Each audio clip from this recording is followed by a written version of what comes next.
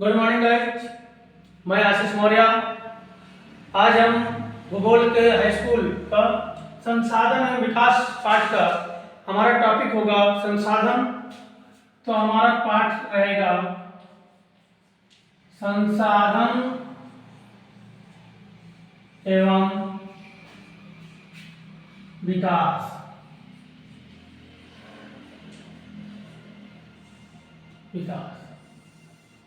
जिसका हमारा टॉपिक है आज का संसाधन।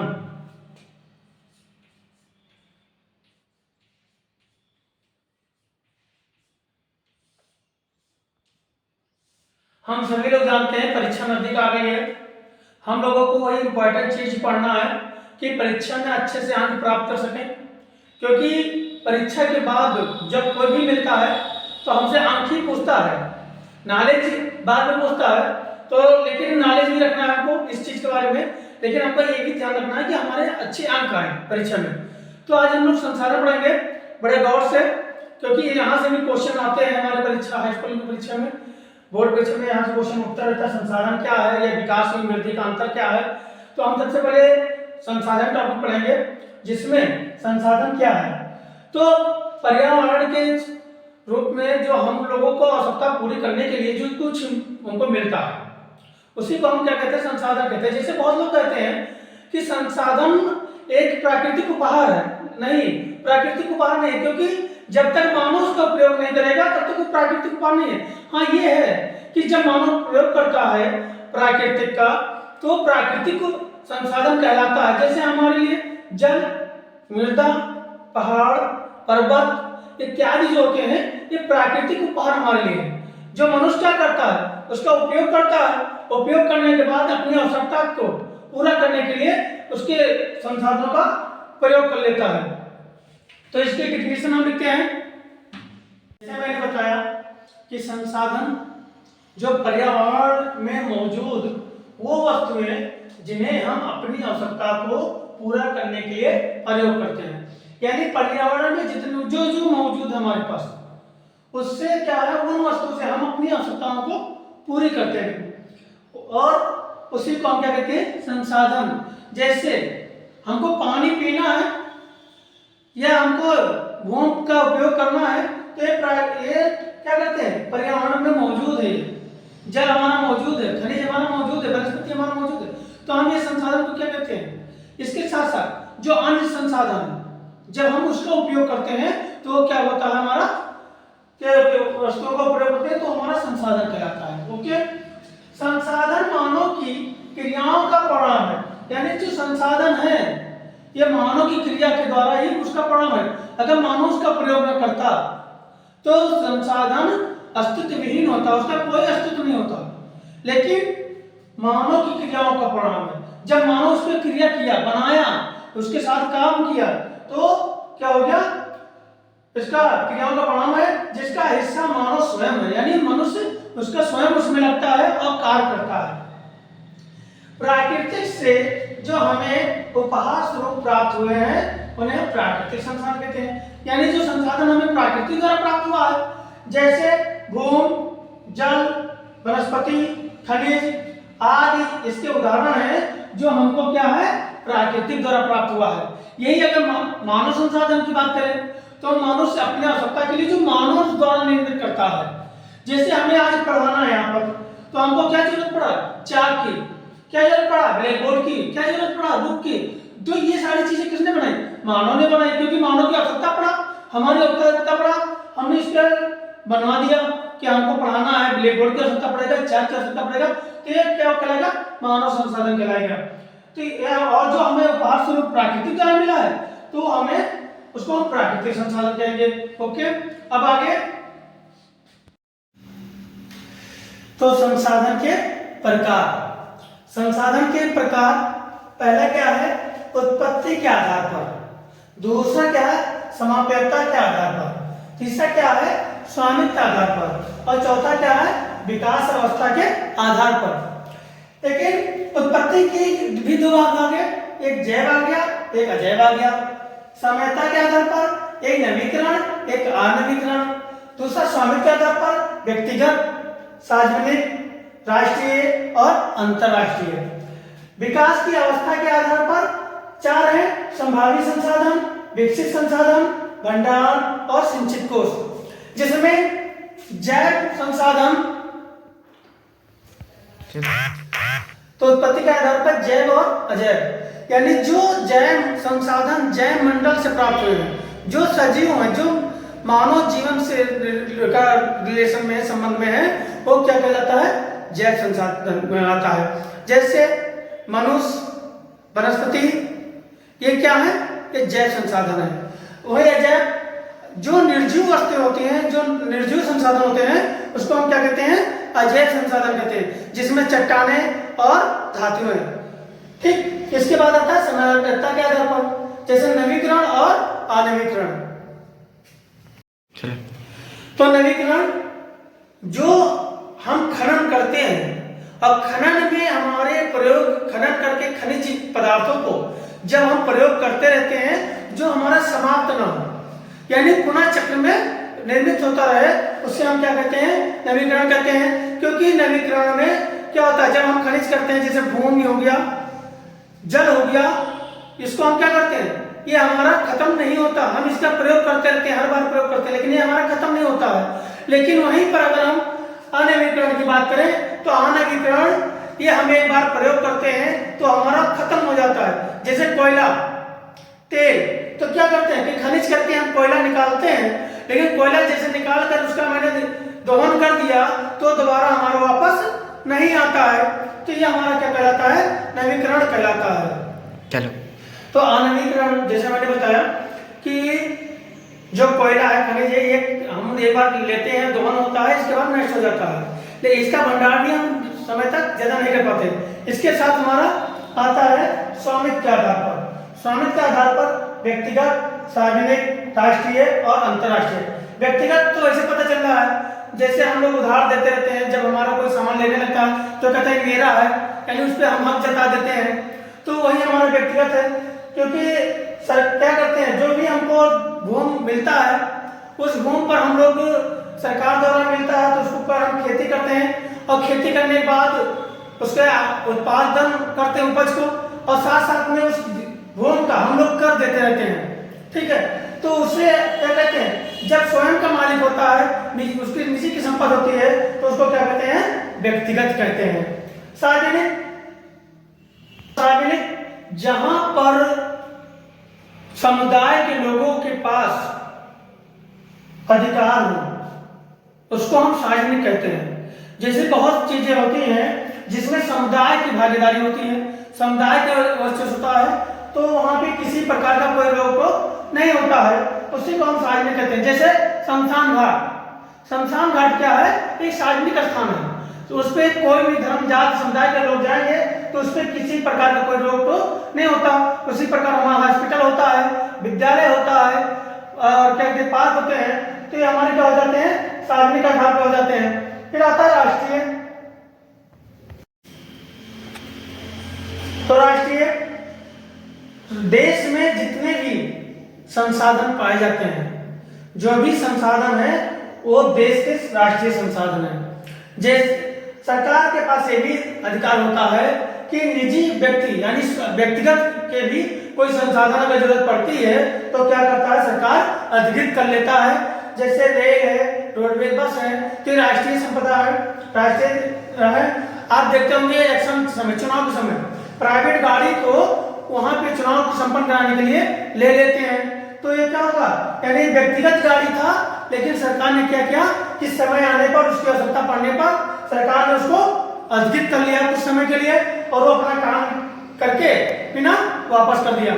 अंतरराष्ट्रीय, बस अंतरराष्ट्रीय, जैसे सरकार के पास ये भी अधिकार होता है कि निजी व्यक्ति, यानी व्यक्तिगत के भी कोई संसाधन अगर जरूरत पड़ती है तो क्या करता है? सरकार अधिकृत कर लेता है। जैसे रेल है, रोडवेज, बस है, तो राष्ट्रीय संपदा है, राष्ट्रीय है। आप देखते होंगे इलेक्शन समय, चुनाव के समय प्राइवेट गाड़ी को वहां पे चुनाव को संपन्न कराने के लिए ले लेते हैं, तो ये क्या होगा? यानी व्यक्तिगत गाड़ी था, लेकिन सरकार ने क्या किया कि समय आने पर, उसकी आवश्यकता पड़ने पर सरकार ने उसको अधिकृत कर लिया कुछ समय के लिए, और वो अपना काम करके बिना वापस कर दिया। अंतरराष्ट्रीय बस अंतरराष्ट्रीय का जो संसाधन है इसका संचालन स्वामित्व के और संचालन करते हैं। अंतरराष्ट्रीय अधिक संसाधन का अधिकार संचालन एवं स्वामित्व के अधिकार के राष्ट्रीय अंतर संसाधन के अधिकार में होता है। जो तट रेखा होती है उसकी लंबाई की बात हो या अन्य बात हो तो अंतरराष्ट्रीय मामला हो जाता है। अंतरराष्ट्रीय द्वारा ही उसका निस्तारण होता है। इसके बाद आता है विकास की अवस्था के आधार पर संभावित संसाधन, यानी जो संभावना होती है, जिन संसाधनों की आगे हम लोगों को संभावना होती है वो हमारे क्या कहलाते हैं, संभावित संसाधन कहलाते हैं। चलो तो संभावित संसाधन जैसे हम गुजरात में पवन ऊर्जा और सौर ऊर्जा, उसकी एक संभावना है कि आने वाले समय में जैसे हमारे जो नवीकरण बताया कि खत्म हो रहा है और वायु नवीकरण जो है हमारा धीरे धीरे खत्म हो रहा है, कोयला या अन्य चीजें खत्म हो रही है तो बिजली उत्पादन या अन्य चीजें को समस्या आती नहीं है। तो एक हमारी संभावना बनी हुई है कि गुजरात में पवन ऊर्जा और सौर ऊर्जा के माध्यम से हम आगे अपने संसाधन जुटा पाएंगे। इसके बाद विकसित संसाधन, विकसित संसाधन जिनका सर्वेक्षण मापन किया जा चुका है और एक विकास के तौर पर इसको निर्धारित करते हैं, ठीक है, तो विकसित संसाधन हो जाता है। और इसके साथ में ये गुणवत्ता और मात्रा दोनों को विभाजित करता है।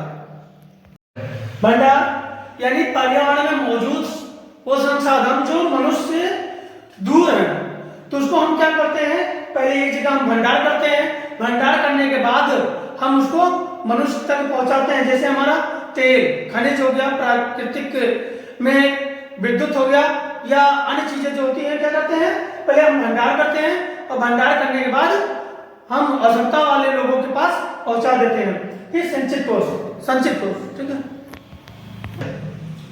संचित कोष, संचित कोष में अभी तो प्रौद्योगिकी ज्ञान के तरीके से इसको अभी प्रवक्ता नहीं लाया गया है, लेकिन हम एक उदाहरण के तौर पर जानते हैं कि जब हमको बिजली बनाना होता है, बिजली के उत्पादन करना होता है, तो नदियों में बांध बनाकर हम पानी को एकत्रित करते हैं और उससे हम बिजली बनाकर एक संचित कोष में रखते हैं और वही चीज का क्या करते हैं, सप्लाई करते हैं, तो उसे तो हम संचित कोष कहते हैं। इसके बाद आता है हमारा अगला टॉपिक, विकास।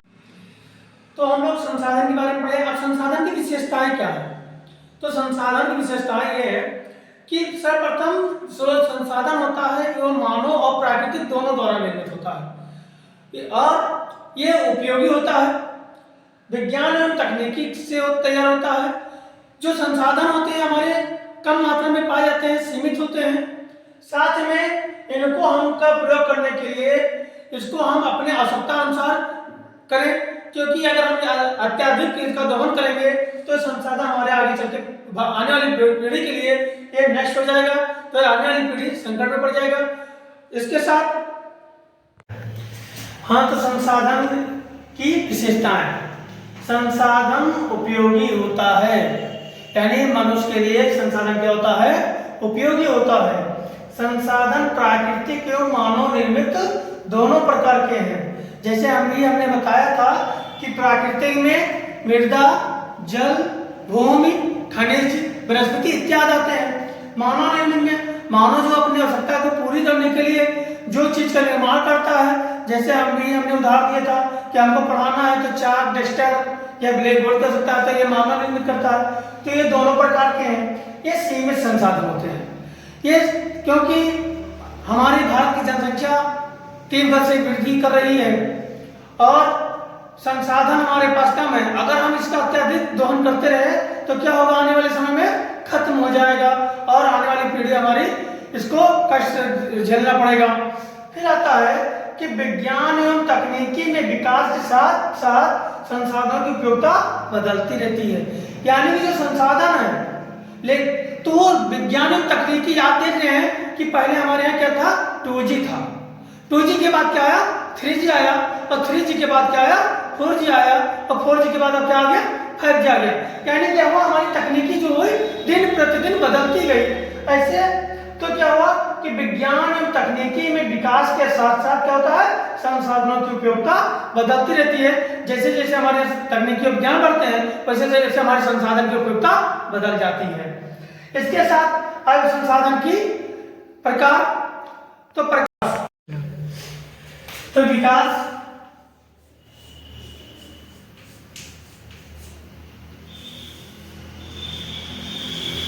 विकास जो होता है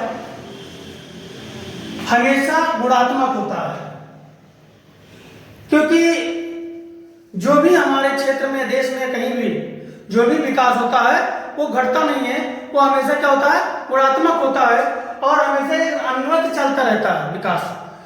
विकास का तात्पर्य है कि जब कोई व्यक्ति अपना कार्य करके अपना आर्थिक संसाधन जुटा लेता है और अपने आप की स्थिति को मजबूत कर लेता है तो वही क्या हो जाता है, उसका विकास हो जाता है। उदाहरण के तौर पे कोई एक परिवार था जिसके पास पहले झोपड़ी थी, लेकिन उसने क्या किया कि धीरे धीरे अपना आर्थिक संसाधनों के माध्यम से आर्थिक को मजबूत किया और आर्थिक के मजबूत करने के साथ अपना एक घर, एक पक्का मकान बना लिया और अपने बच्चों की अच्छी शिक्षा की व्यवस्था कर दिया, तो वही उसका क्या हो गया, विकास हो गया। इसके बाद आता है एक सतत पोषकता विकास, जो अक्सर हाई स्कूल के पेपरों में पूछा जाता है। इस पे भी हम थोड़ा चर्चा कर लेते हैं, क्योंकि विकास पे जब आ ही गए हैं कि सतत पोषकता विकास पे भी हम चर्चा करना उचित है, क्योंकि हाई स्कूल के पेपर में अक्सर बोर्ड परीक्षाओं में इसका कहीं ना कहीं उल्लेख मिलता ही है। सतत पोषणीय विकास यानी ये विकास आने वाले, सतत पोषणीय विकास वो विकास है जो भावी पीढ़ी को ध्यान में रखकर हम अपना कार्य करें और आने वाले पीढ़ी को कोई नुकसान न हो। क्योंकि इसके साथ जैसे सतत पोषणीय विकास जो हमने बताया कि हाई स्कूल परीक्षा के लिए महत्वपूर्ण होता है कि ये संसाधन जो होते हैं ये भावी पीढ़ी को ध्यान में रखते हुए अपनी आवश्यकता को हमको पूरी करना चाहिए। इसी साथ में एक क्वेश्चन और बनता रहता है कि मृदा अपरदन क्या है। एक क्वेश्चन बनता रहता है मृदा अपरदन।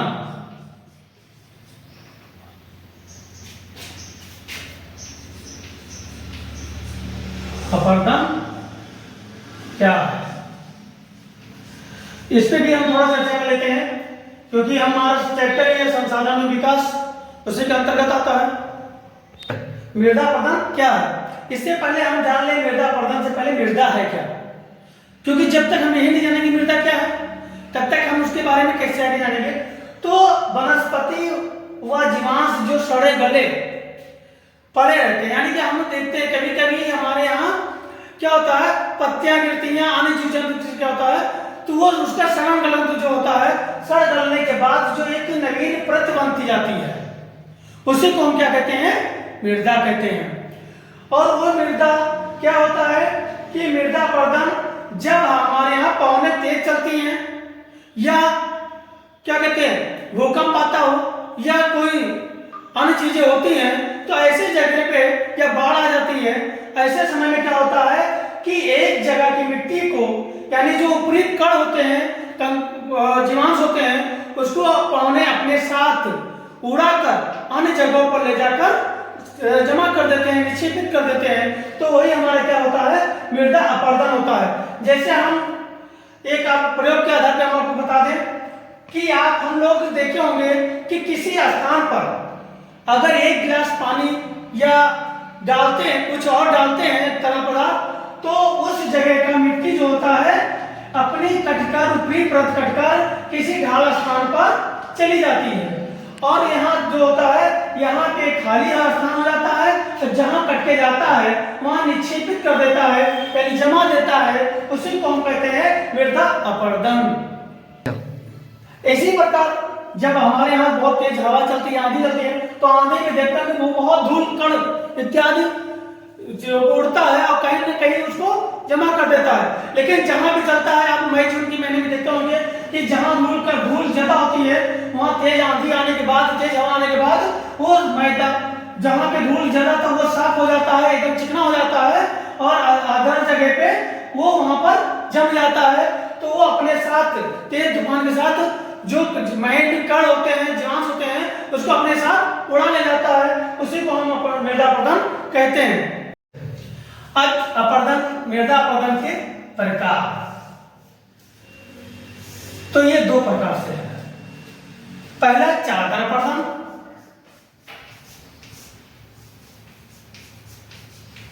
चादर अपरदन, और दूसरा पवन अपरदन।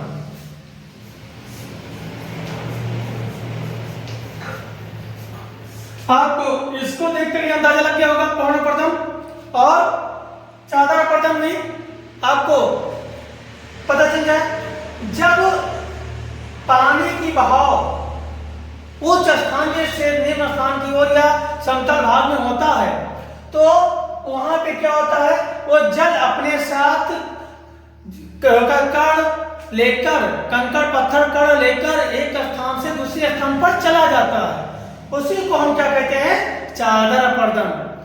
वहीं पवन अपरदन क्या होता है, जब तेज वेग का पवन चलता है, तेज हवा चलती है, तो अपने साथ, जैसे अभी हमने उदाहरण के साथ बताया था कि धूल कंकड़ कण उठाकर अपने साथ उड़ा ले जाती है और दूसरी जगह जमा देती है, तो उसको क्या कहते हैं, पवन अपरदन कहते हैं। तो आज का क्लास यही तक था हमारा, लेकिन हम आपसे अनुरोध करेंगे कि इसमें जो भी कमी आई हो उस, हाँ तो गाइस आज का क्लास यहीं तक है। क्लास में जो समझ में आया हो तो हमारा नंबर है 9889198299 पे आप सीधा हमसे कांटेक्ट करके जो समझ में नहीं आया उसको भी संपर्क कर सकते हैं। साथ ही में हमारा यूट्यूब चैनल भी है MKAD अकेडमी, उसको आप सब्सक्राइब करके लेंगे तो उसमें नए नए प्रतिदिन वीडियो मिलता रहेगा, लेकिन बेल आइकन दबाना ना भूलिएगा। अगर बेल आइकन नहीं दबाएंगे तो आपका नोटिफिकेशन नहीं जाएगा। साथ में आप हमें कमेंट बॉक्स के माध्यम से सुझाव भी दे सकते हैं कि हमने क्या पढ़ाया, कहीं गलती हो रही है, कोई लेख में समझ में नहीं आ रहा है, वो भी आप सुझाव दे सकते हैं। क्योंकि हम आपके हाई स्कूल की परीक्षा मात्र 2-3 महीने शेष बचे हैं, क्योंकि बीच में छुट्टियां भी हैं, तो हम उसी हिसाब से आपको मेन टॉपिक के परीक्षा के हिसाब से समझाने का प्रयास करेंगे कि आपको परीक्षा में अच्छे अंक आपको हम दिला पाए।